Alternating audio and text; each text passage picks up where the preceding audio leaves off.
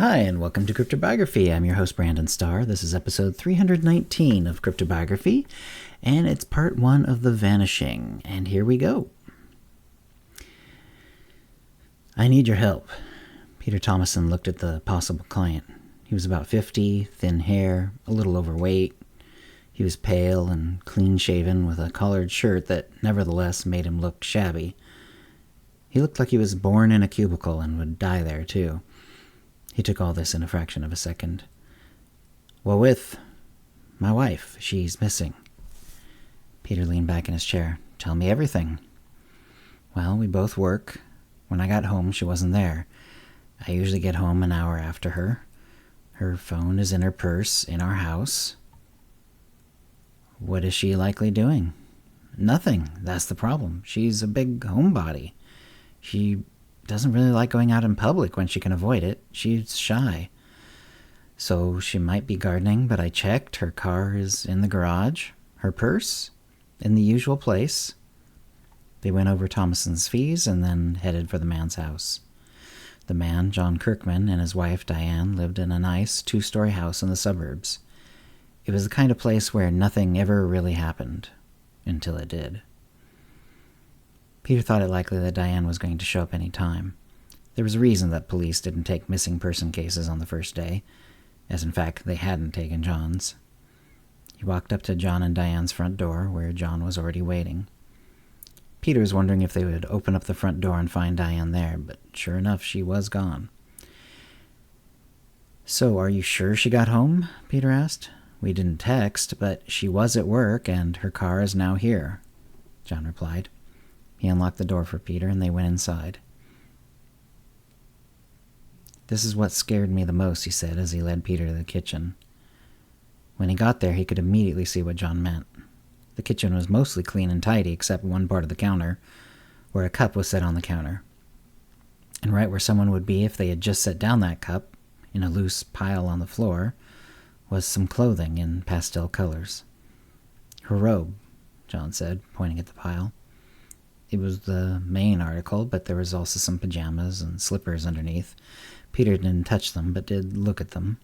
He was starting to suspect that this could turn into a crime scene, and he didn't want to contaminate it any more than he already had. He suggested that John not touch anything either, then looked around as best he could.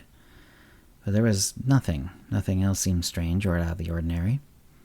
Does she have hobbies, friends, family she might visit? Peter asked John on the front porch, after an hour of fruitless search. No, John said with a strong hint of panic in his voice. Like I say, she's a homebody. She likes her garden and reading and a few other hobbies, and that's about it.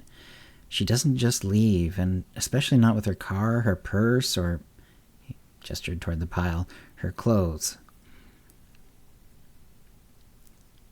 Thank you, John, he said by way of dismissal.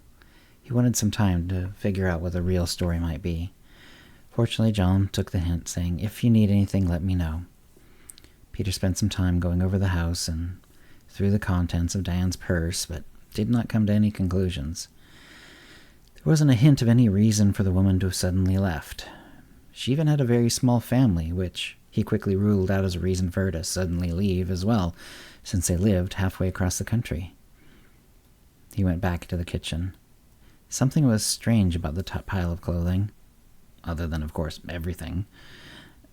The robe was on top of everything, but as he carefully looked at it, he could see that just under was an old, well-loved t-shirt, and just under that were some pajama pants, and under those were shoes with socks still in them, barely visible, and the shoes were pointing towards the counter.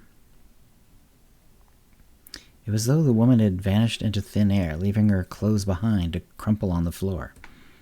When he realized that, he sat down beside the pile and thought, what could the reason be? Was Diane playing some joke or trying to make a point? Then, quietly, as if from far away, but also very clearly, as though it was being said directly into his ear, he heard a voice. Help me. Hello? Peter said, looking around. There was no one to see. Can you hear me?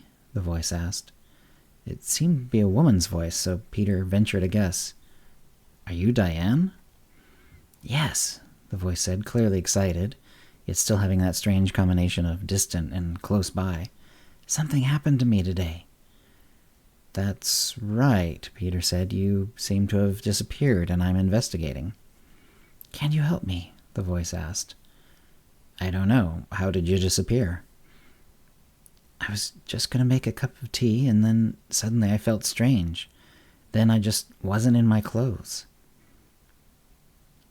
Can you see anything? Feel anything? I'm in your kitchen. Are you in the kitchen? I can't see anything, the voice said. I don't know if I can move. I think I'm still in the kitchen. Did you ask me something? John said, coming around the corner and seeing Peter sitting on the kitchen floor. No, Peter said. He wasn't sure if he should say anything. I was asking your wife. What? Peter, despite some internal reservations, told him, I can hear your wife's voice. Where is she?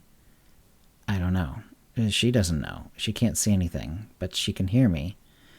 And she doesn't know if she can move. She thinks she's still in the kitchen. Is that John? The voice asked. Yes, Peter said. Can you hear him? No, the voice replied. I can hear you talking to him. She can't hear you, he told John. Can you hear her? No, John said. Peter sighed. If no one could hear her except him, how was he supposed to prove anything? And that's the end of the story for this week. If you have any questions or comments about this episode or previous episode, cryptobiography@gmail.com, or hit us up on Facebook, Twitter, or Mastodon. And thanks for listening. Words, music, copyright 2023, Cryptobiography LLC, all rights reserved. Characters and events are fictional, fictionalized, or satirical.